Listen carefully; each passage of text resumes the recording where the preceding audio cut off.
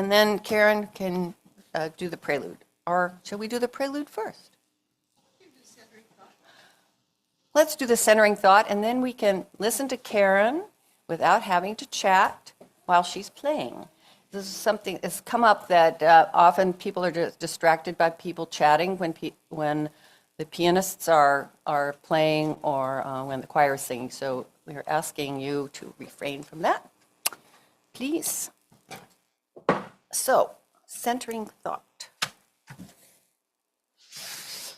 Let's sing it, say it all together, please. To all who are yearning for community, come in, be among us. To all who are just getting started, to all who long to go deeper, to all with tender places needing care, come in, be among us. To those who have healed and have it to give, to those who are curious and hungry to learn, for those who know that they have something to teach, come in, be among us.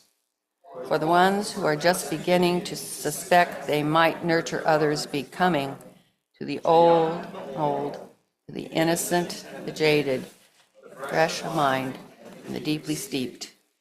There is room for each of you. Everyone, come in, be among us.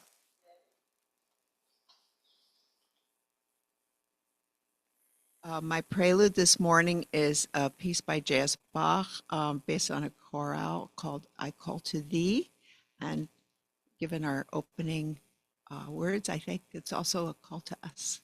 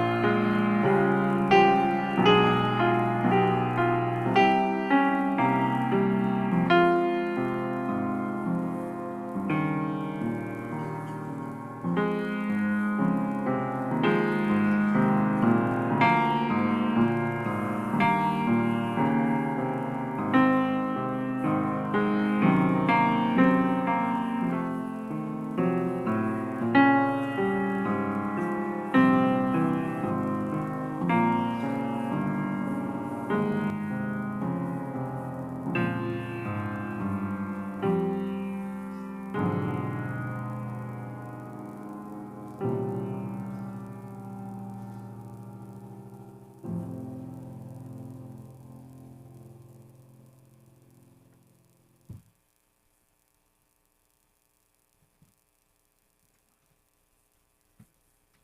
a little dark, but I guess they were feeling that way sometimes these days. So, welcome everybody. So happy to see all these beloved people here. Welcome all to our Sunday morning gathering of Summit Unitarian Universalist Fellowship. We are so glad you've chosen to join us today. If you're on Zoom, thank you for joining us on Zoom. Please let us prepare our minds and open our hearts as we hear the announcements. We have quite a few announcements today. Okay. And because we have so many, make it snappy. Yeah, they have to remind me to make it snappy. I want to remind you about Gizmo's Kitchen. They help the homeless students at the local junior college.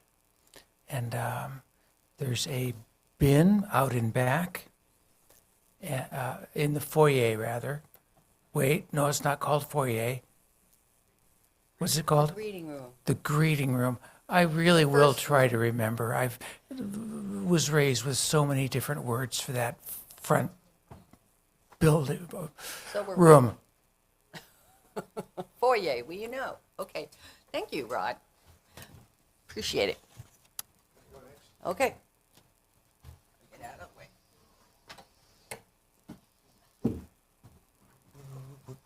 the way. My name is Tom Biggert, and I just want to announce that a couple of our peeps have old cars, and they want to have a casual old car show. So if any of you have old cars and would like to participate, please contact me. Thank you, and I'll try to put a notice in the e-news. A peep is a person that you care about. Okay. Kind of like a foyer. Yeah. Hi, I'm Sherry Ryan. I'm so excited to announce that we're starting a women's group, or actually two, one during the day and one in the evening. And next Sunday, after the safety meeting, at 12:15, we will be meeting in the library. We'll be discussing the women's groups and anything that you're interested in, and you hear your input and what you would like to see. We have ideas that we'll share, and then we want to hear from you. So next Sunday, 12:15, and if you can't make it, in the e-news, that you have phone numbers to call and contact us. There's an announcement in the e-news. Okay. Yeah. Well done. Mark.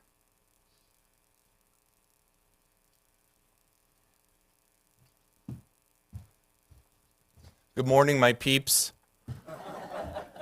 3 announcements quickly. One, we have a half a dozen listening devices for anybody who doesn't have a hearing aid and would like a little sound reinforcement for being able to hear what's going on during service. They're in the rear of the sanctuary in a little basket there below the blue square hearing loop sign. So ask me if you need more information. If you need more information, ask me or one of the ushers of the AV people.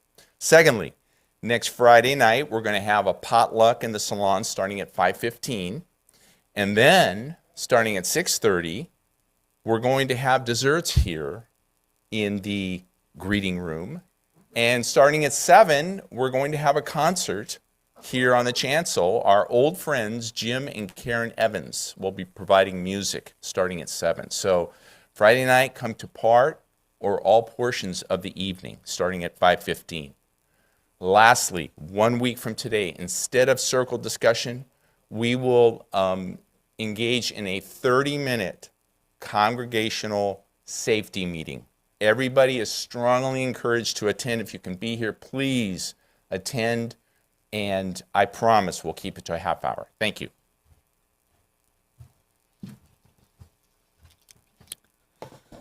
We haven't seen that couple play for a long time. I think the last time they played was at Frank's going away party, his retirement party, so it's been a while. Very pre-COVID anyway. So it's worth coming if you can make it. We acknowledge that our fellowship resides on unceded Kumeyaay land. The Kumeyaay have lived on this land for 10,000 years, and it is their home today. We recognize the abusive history of colonization in California and are mindful of our duty to responsibly act from our position of privilege. Chalice lighting. David will light the chalice. Soul fire. As we light this flame of hope, may our congregation become a kaleidoscope of souls and people, or peeps. In the presence of this flame, in me, in you, in us, is an invitation to sit at the table. May we tend our soul fire through these challenging and trying times. Anastasi Birosh. Okay. Please rise if you're willing and able for the UU hymn.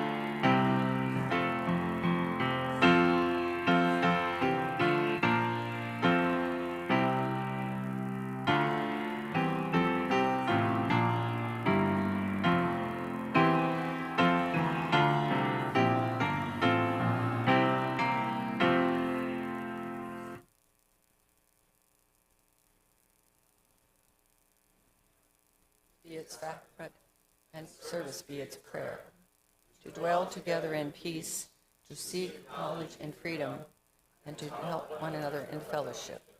This is our aspiration. Margot's going to do the reading today. Can we sit down? You may. Sorry. Good morning. This is a little reading. It's really an affirmation to carry with us wherever we go. I am from, in, about, and through love. Love is source. I am one with love. I am one with source.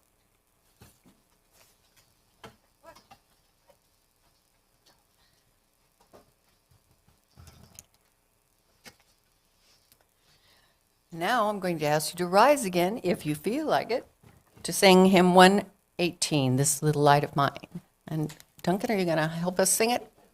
I don't know if you need help singing this one. Yeah.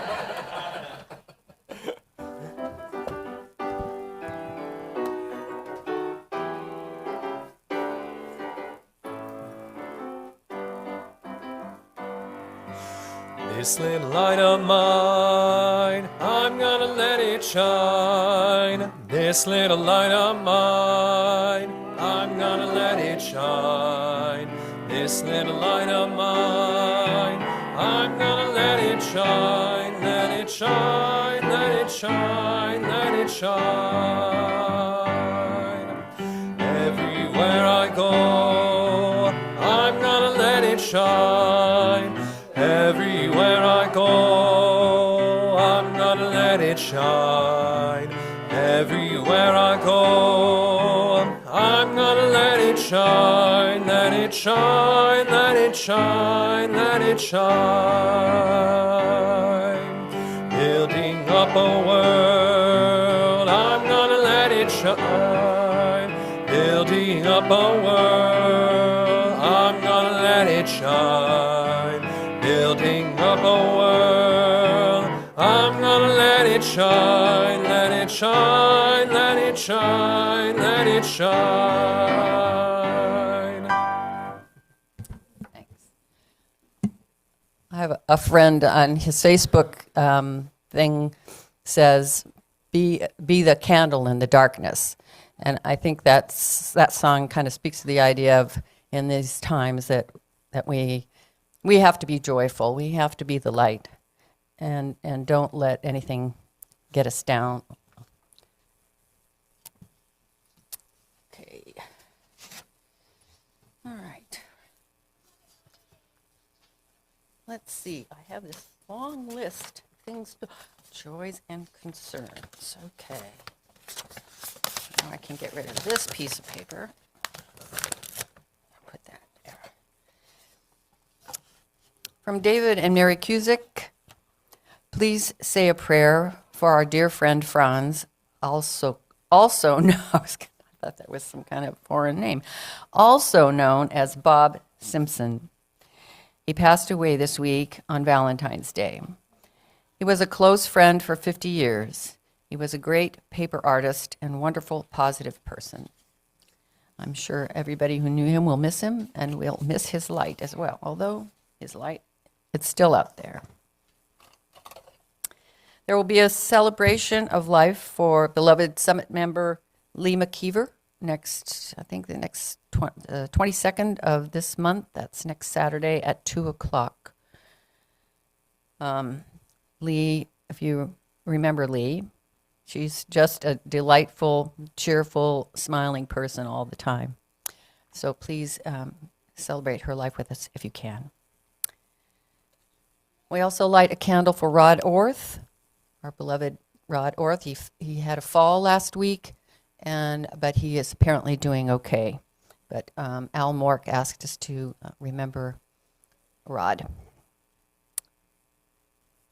Yeah, and I'm going to say a little joy for Lynn Manyfires, who is one of the authors of Summit. If anybody's ever been into the library, there's a glass case where some of the people who attend Summit who have written books, their books are displayed in that case. And Lynn Manyfires was a member here. She now lives in Washington State. And we asked her to join us today by Zoom to read from her book, The Red Road, about her journey as a Native American. And she was unable to because today is her birthday. So we'll just say happy birthday, Lynn, and we miss you.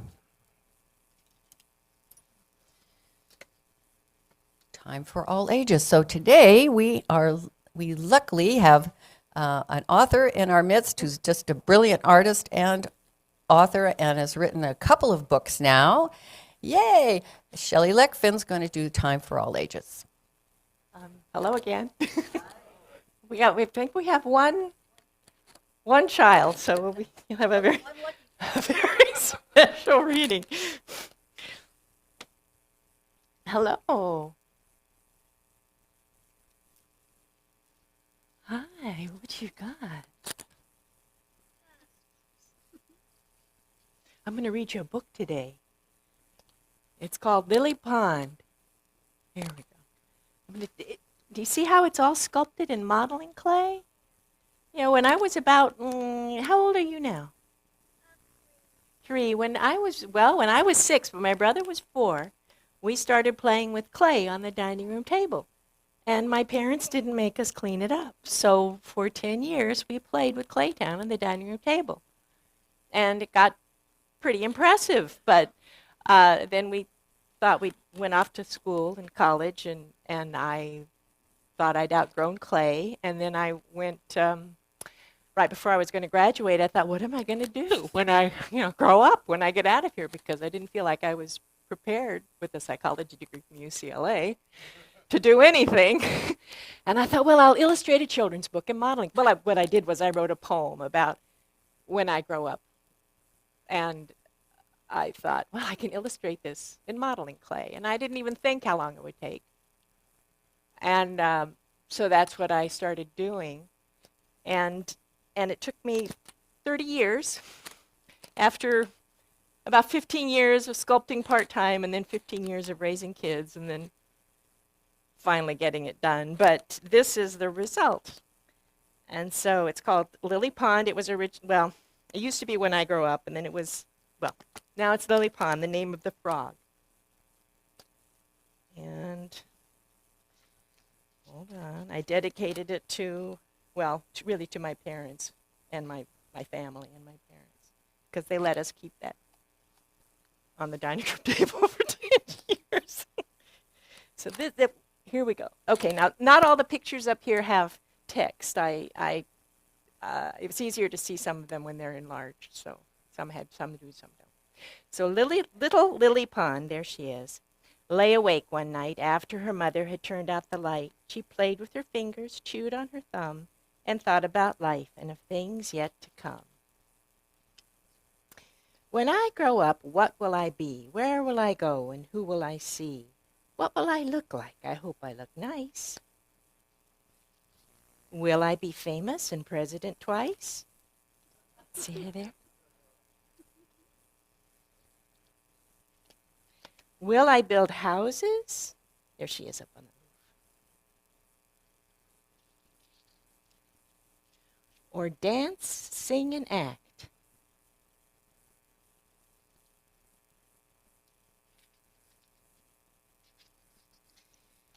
Maybe save lives, study science and facts.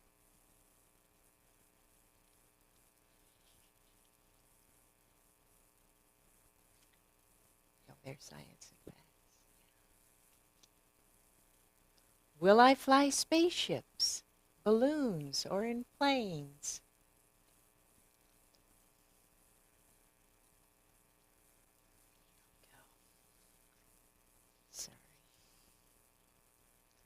What will things look like? I hope not too strange. Who might I marry, and where are they now? I hope that they're happy and laughing out loud. Will we have children named Bob, Sue, and Paul, or will we decide to have no kids at all? Well, where will I travel and who will I meet? A life of adventure might be kind of neat. And here she is talking to a man and his wife.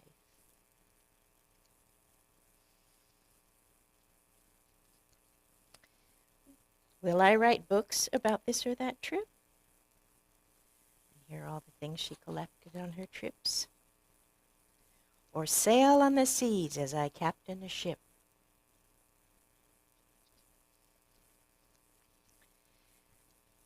But there's time to decide, and I need to sleep. These dreams of the future will just have to keep. Being a kid is so fun that I'm happy to wait. I'm 7 years old, but tomorrow I'm 8. I haven't read it in a while.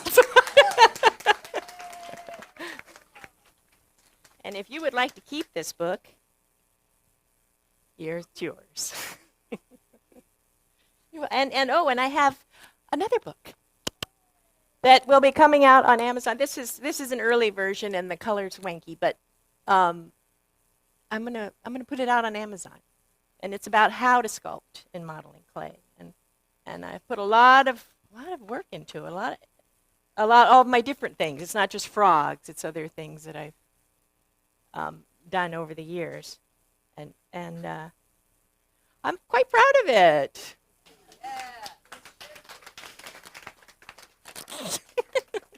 So you can look for that.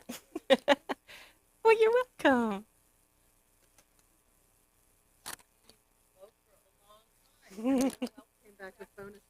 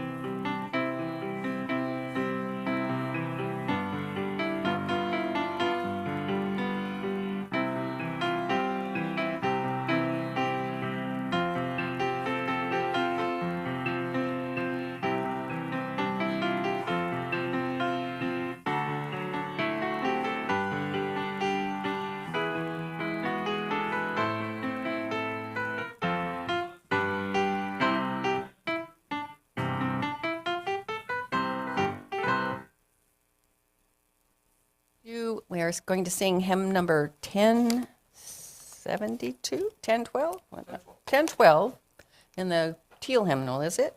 And if you would like to stand, you can get more air out that way.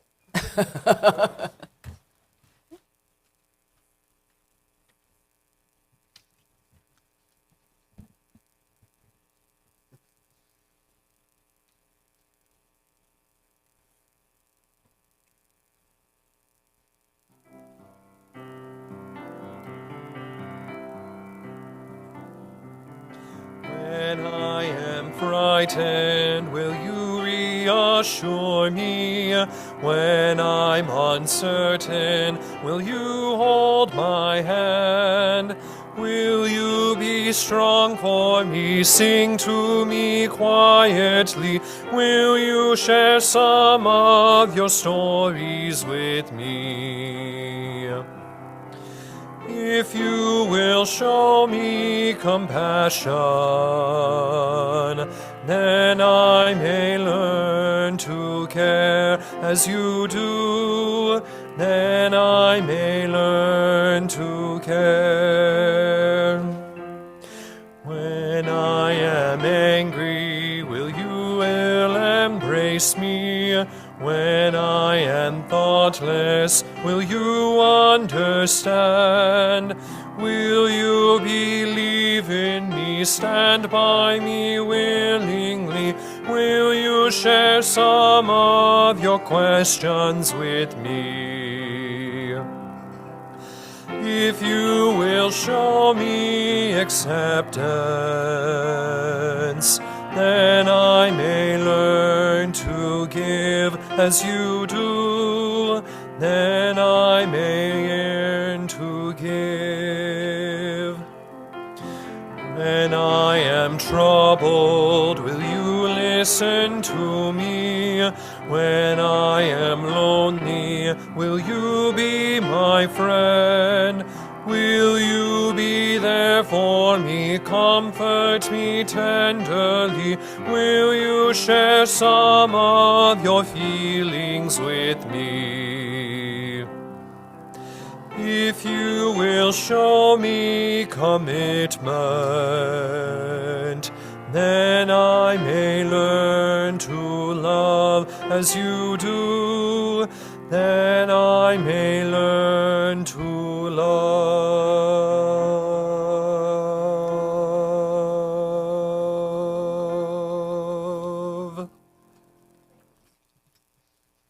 That's a good choice. Margot? Yes, I'm sorry. You're grown up. You can sit down. Call this a meditation, but I invite us to think of it as a living meditation, as a mantra that you carry with you and it lives in and through you at all times. You're welcome to close your eyes or leave them open, whichever is more comfortable with you. I invite you now just to gently bring your attention to your breathing. Ease yourself into deeper breathing on a knowing that with every breath you take in new life and light, you are coming and growing into greater union and communion with Source. As you continue your breathing, allow your attention to go to your heart, a center of loving inclusion, circulating its beauty and bounty of love, compassion, kindness, and faith, that dynamic knowing that radiates beyond good creeds and deeds, keeping you caring in the constant flow of growing and evolving, keeping you in union and communion with Source as you move with grace through life's journeys. Many blessings, and remember, you're always one with Source.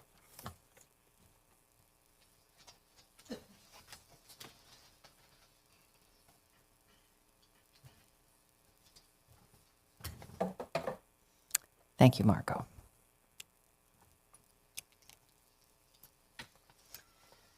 All right. So I've got this long list of things to do, you see. Okay.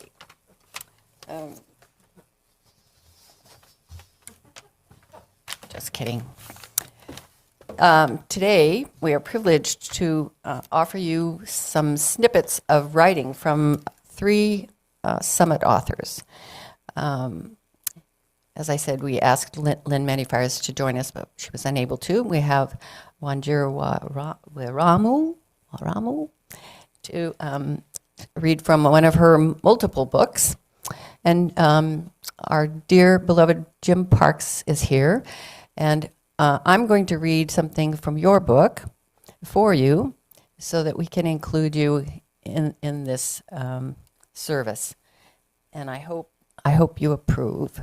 I'm going to read the postscript, which I think actually tells a lot about what the book's about and has some very nice insights into the country at the time when it refers to, but also sort of what's going on now. So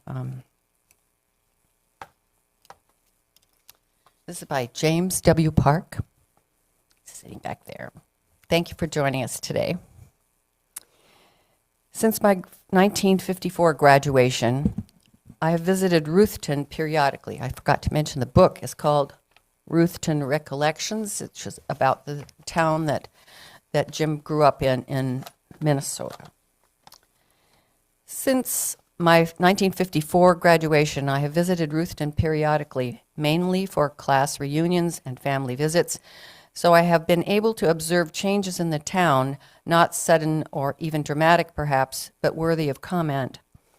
Aside from the obvious changes resulting from the loss of about half of the population, closure of most of the businesses, and 2 of the 3 churches, there is a general emptiness in the town emphasized by the seeming scarcity of young people.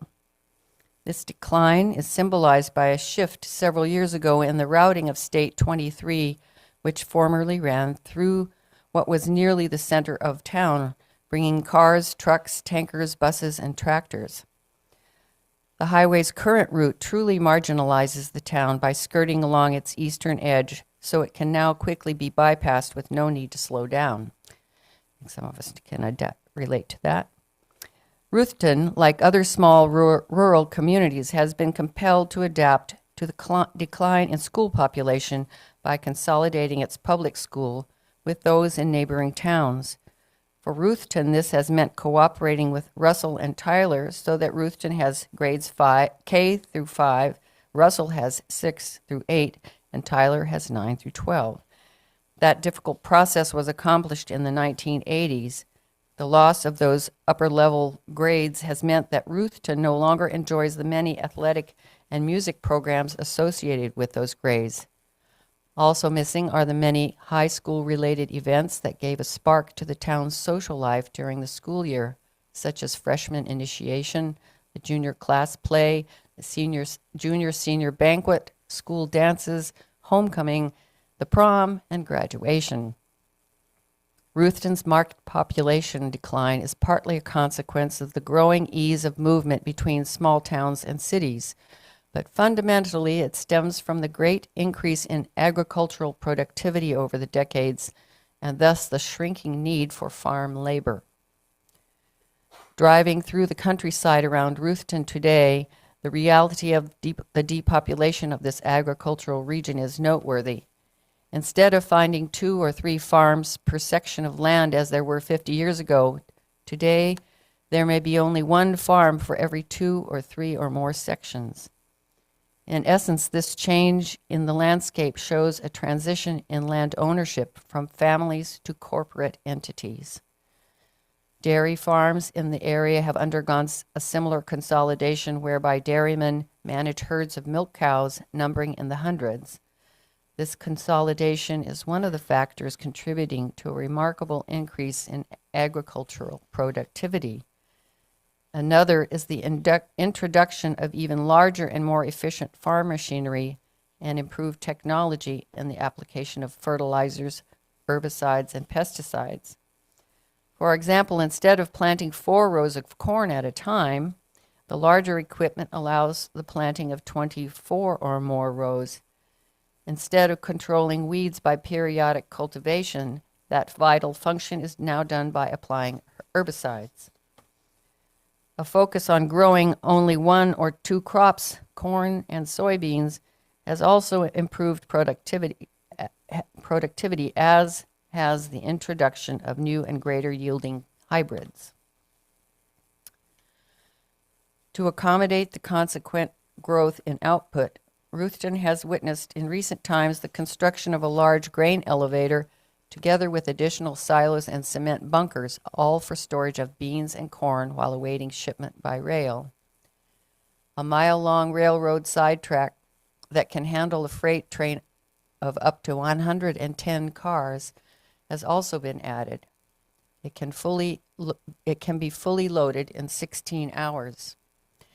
The corporation that owns these storage facilities, Cenex Harvest States Cooperatives, has also added a fertilizer plant for processing, sale, and distribution of its product in the surrounding region. To further accommodate the region's vast output of corn, 3 large ethanol processing facilities have been built within 40 miles of Ruthven, to the north, to the south, and to the west in South Dakota. An additional example of dynamic change can be witnessed in a glance to the west of town along Buffalo Ridge, or to the hills south of town, where those modest heights are dotted with scores of huge windmills for generating electrical power. To these physical signs of progress can be added what may seem to be a sign of an inner vitality, construction in recent times of a community church on the outskirts of town. These are the mixed forces propelling the marked increase in agricultural productivity, the hollowing out of small agricultural towns, and the alteration in lasting fundamental ways of life across small-town America. But the passing of that era of the mid-20th century should not be mourned. It was a time of heavy labor and long workdays that often produced no more than a marginal existence. It does seem, however, that growing up at that time helped instill positive values. Most striking was an unquestioned optimism about our nation's future. That optimism was born of an unquestioned pride in our nation's history and accomplishments, and of a clear sense of the growing ability of the United States to shape the course of world history at a time of genuine challenge. Surviving the Great Depression and emerging victorious from World War II contributed to this palpable confidence in our values and to a certainty of purpose. The erosion in recent times of such a positive outlook partly explains the nostalgic appeal of those mid-20th century decades in rural Minnesota.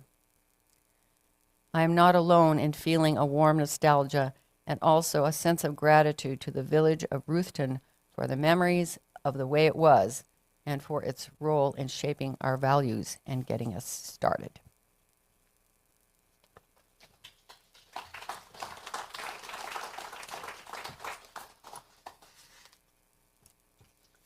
Thank you, Jim.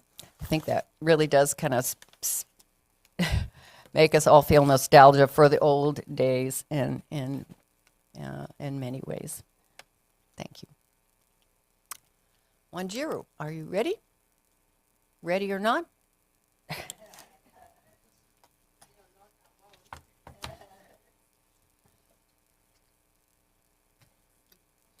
Yeah, this mic's up here. Wanjiru, can you say your last name for us? Yes, I'll do that. Warama. Okay. The plan was that I come and read. I planned to read from this book. It's titled The British and Kenya's Mau Mau. But because it's a part of our series, and if I talk, I'll cover a part of the other series. I thought it's better if I spoke instead of reading. So, is that okay? And being snappy, don't hold me to it. Because If I'm snappy, most of these people will not understand what I'm saying. Yeah, so for those who don't know me, and maybe most of the people here, my name is Wanjiru Warama. I came to the summit in March of 2019. So it's 1 month, about 1 month before 6 years. So next month it will be 6 years. And now, about this book, the title is Why I Write. I write because of 2 reasons. One reason I have nothing to do with. I joke, and maybe half-heartedly, that I was chosen to write what I write. And I'll tell you the story. Because I woke up one morning on a Saturday.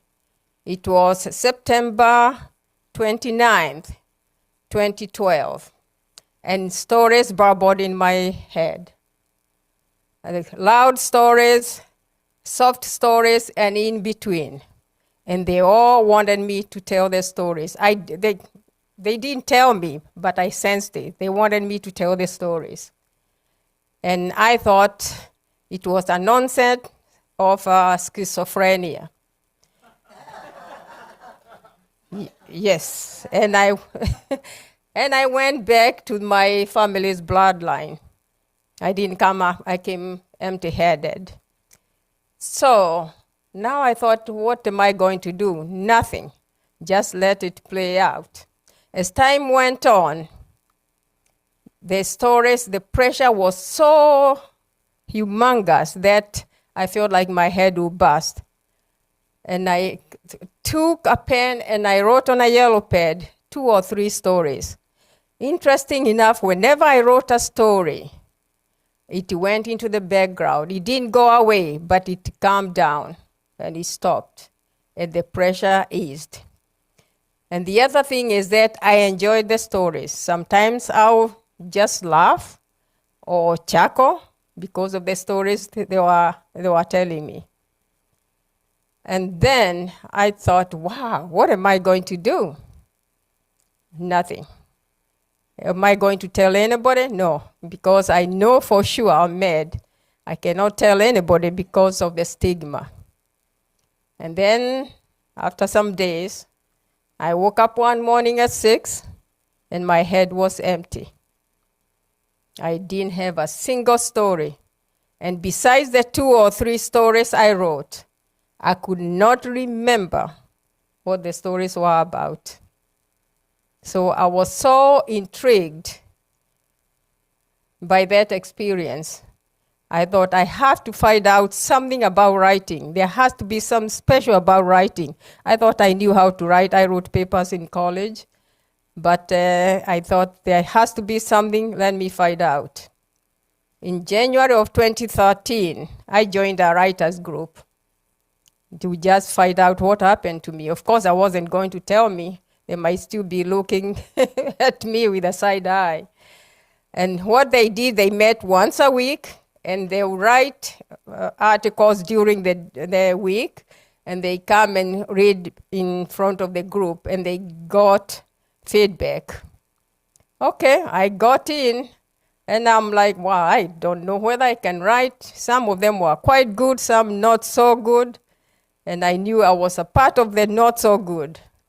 And again, I complained about my accent. Maybe nobody will even understand the English I write. Anyhow, I kept on writing and coming every week. In 5 months, my stories took shape. I realized everything I was writing pertained to my life in America. By the way, I came to the United States in 1984. And my experiences when I came to this country.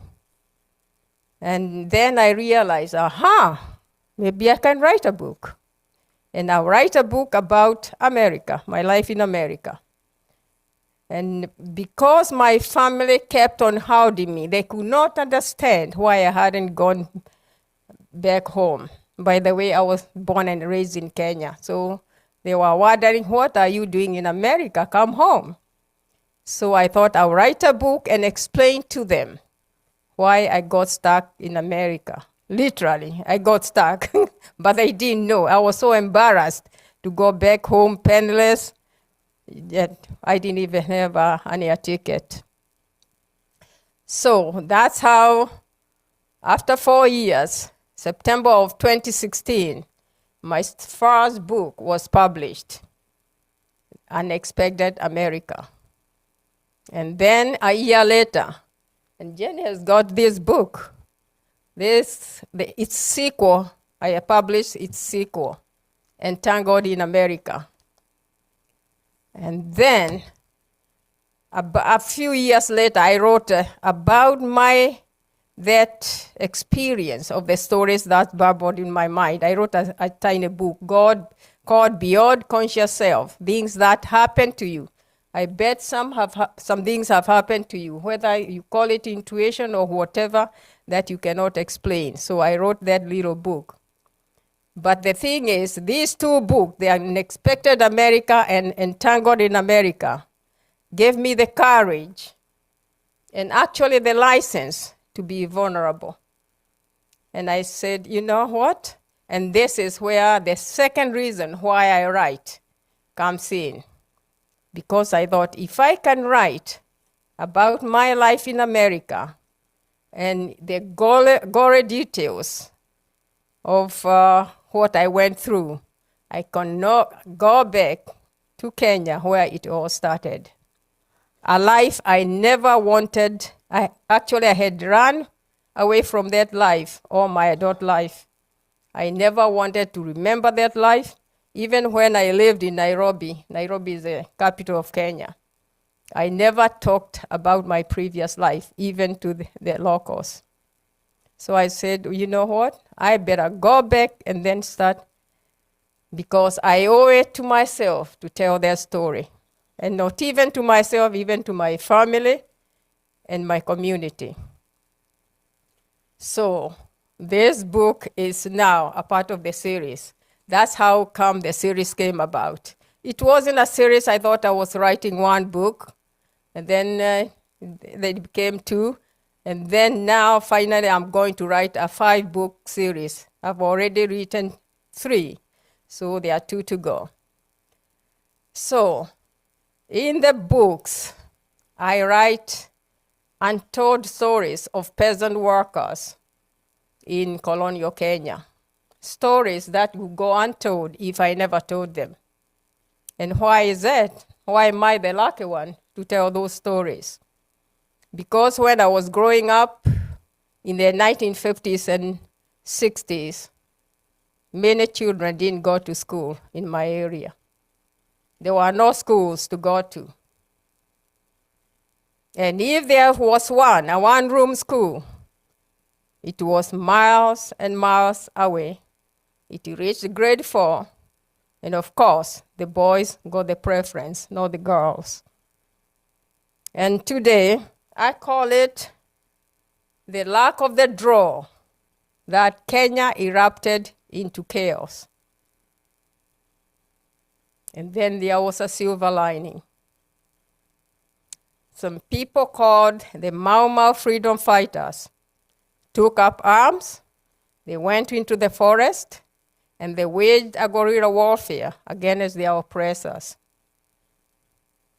The colonial government took everybody who was everybody in the community, teachers, journalists, publishers, activists, everybody, and they put them in jails, concentration camps, detention camps, and they corralled the masses and transported them and jammed them into secure villages in what they called native reserves, and in the colonial villages, in colonial farms, and elsewhere for containment.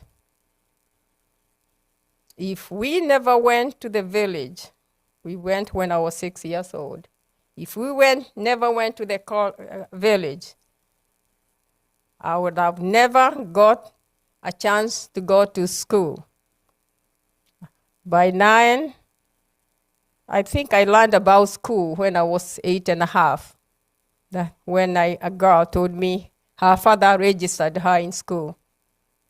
At 9, I wanted to go to school. So there was a school I could go to, but not so fast. I still had to campaign to go to school. I had to convince my father to take me to school. Girls didn't have many chances in those days.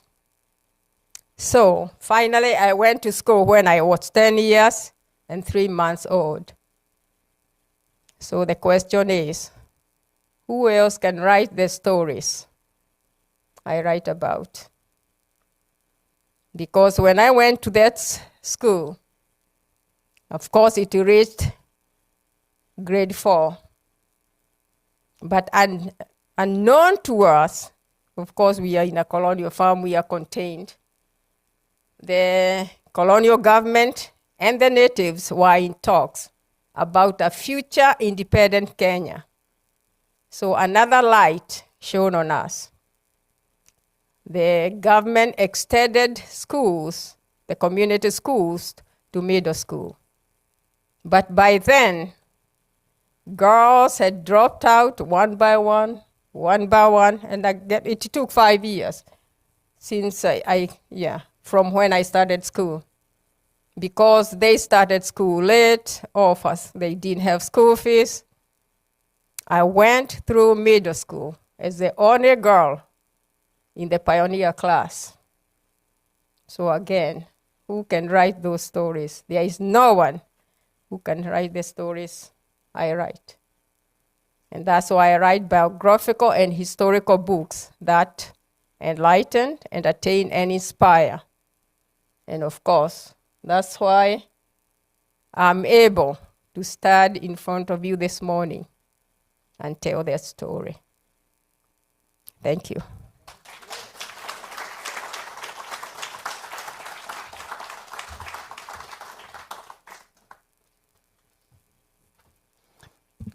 That is one of the things they say in writing groups, is that only you can tell the story that you have to tell. That was very interesting. Thank you, Wanjiru. Okay.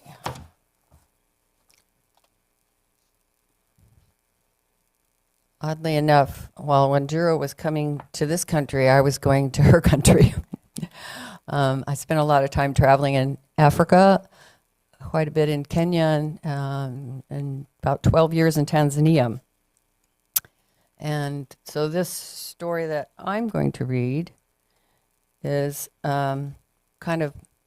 it's a metaphor for many of the experiences that I had in Tanzania, in the form of a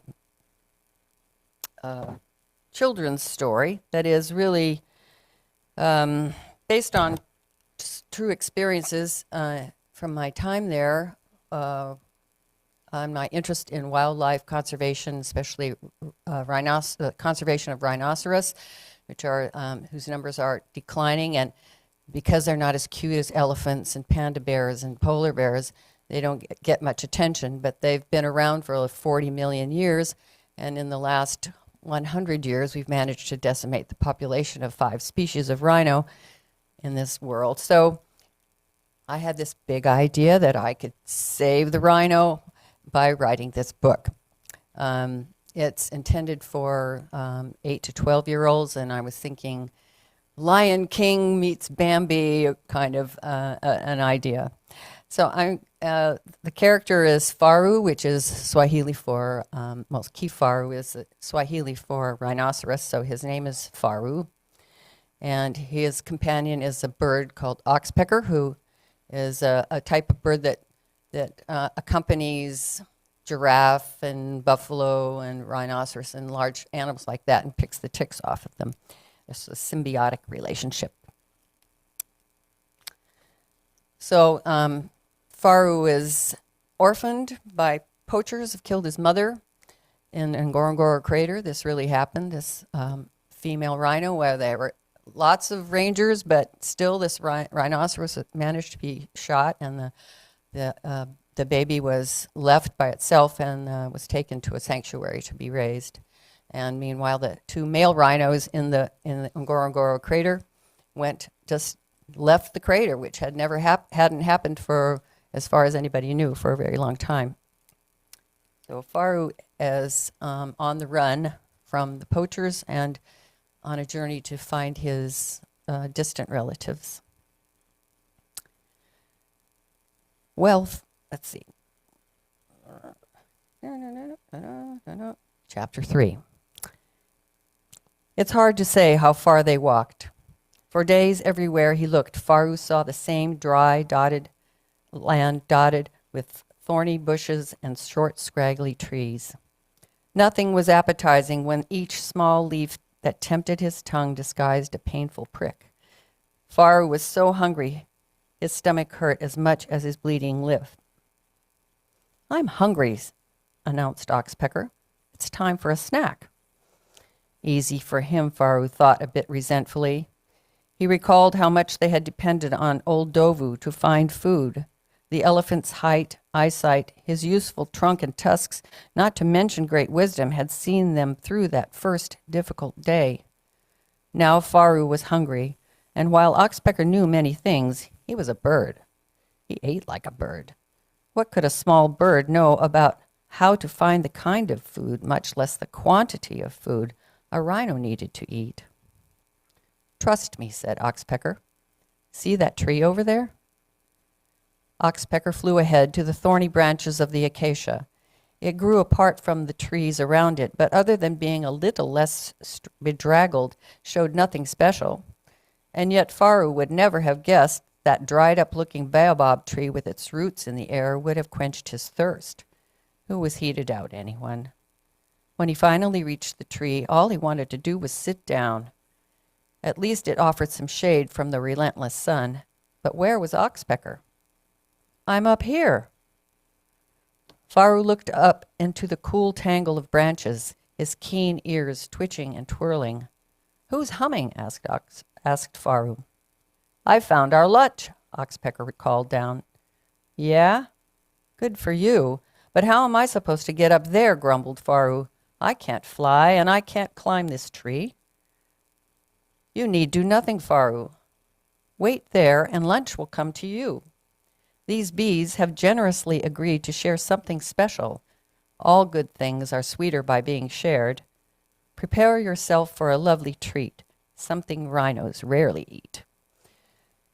So as Faru rested in the patchy shade, bees from the community above him flew down, humming, each one hovering an instant to place a drop of honey on his pink tongue. This was indeed the best thing he had tasted so far in his life.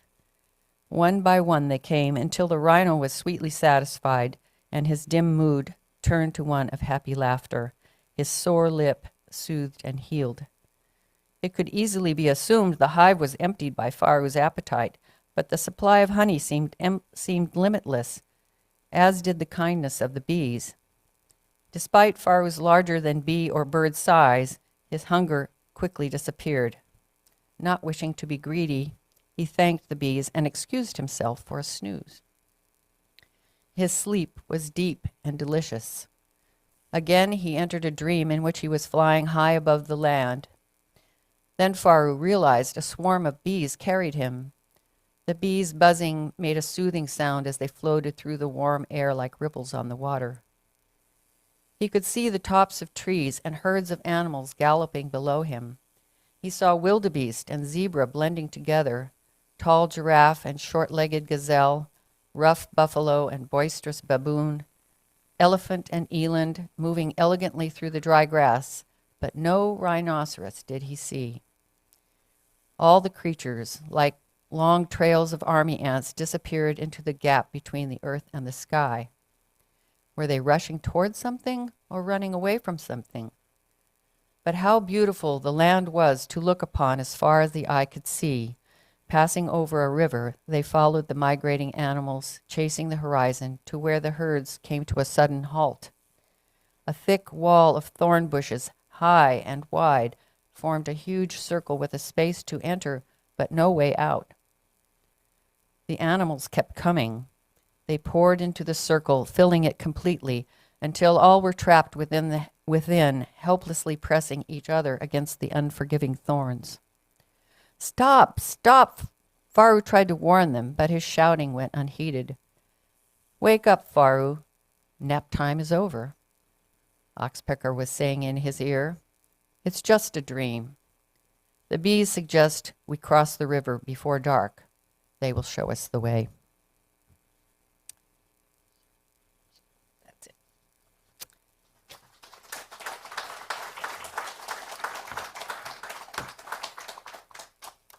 Okay. Now, at the offertory, I do believe. Right? Offertory. Yes, the offertory. Summit is a congregation relying entirely on generous donations from those of you here and those of you on Zoom who can find the link to Summit and click the link to put it in the Sunday morning collection. Okay.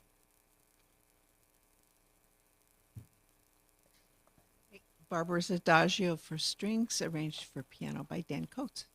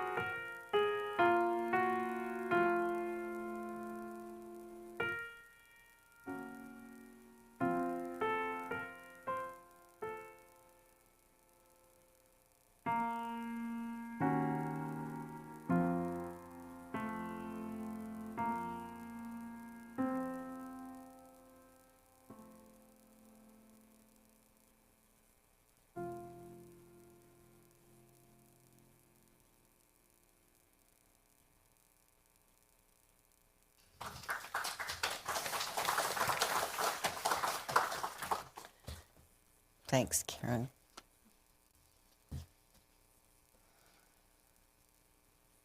And thank you for your support. I want to just quickly say that Nancy Deweese was a service associate. She was a planner today. And I want to give a shout out to all the people on the Sunday Service Committee who are planners. They're the unsung heroes. They're the ones that organize each service.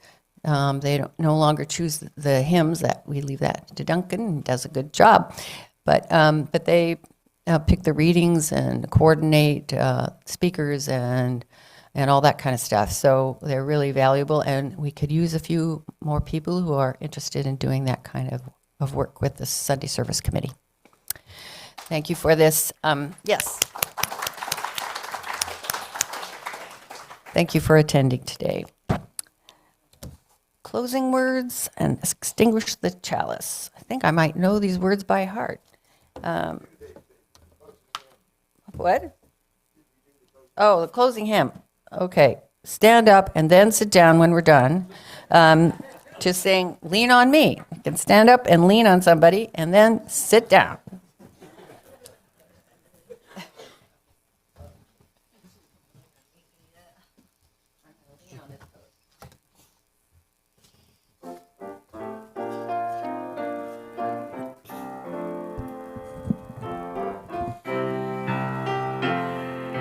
Sometimes in our lives we all have pain, we all have sorrow, but if we are wise, we know that there's always tomorrow.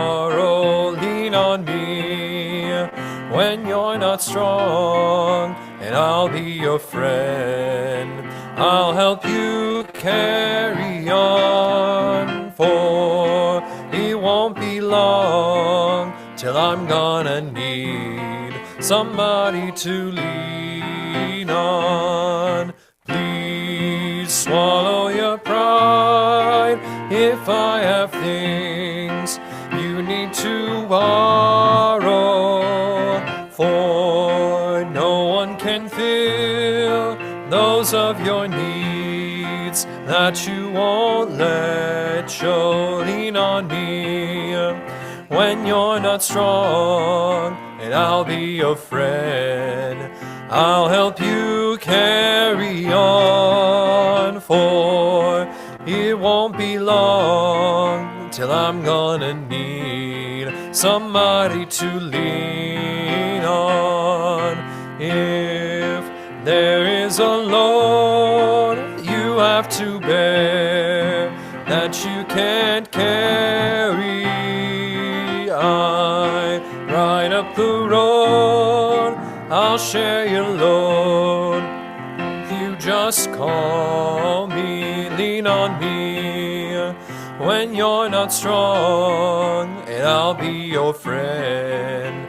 I'll help you carry on, for it won't be long till I'm gonna need somebody to lean on. Just call on me, brother, when you need a hand. We all need somebody to lean on. I just might have a problem that you'd understand. We all need somebody to lean on.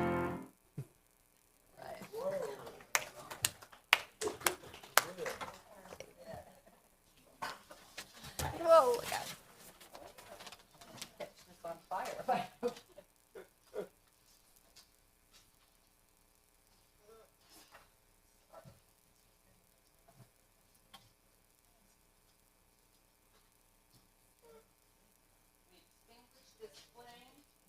Not the light of truth, the warmth of community, or the fire of commitment. These we carry in our hearts until we are settled.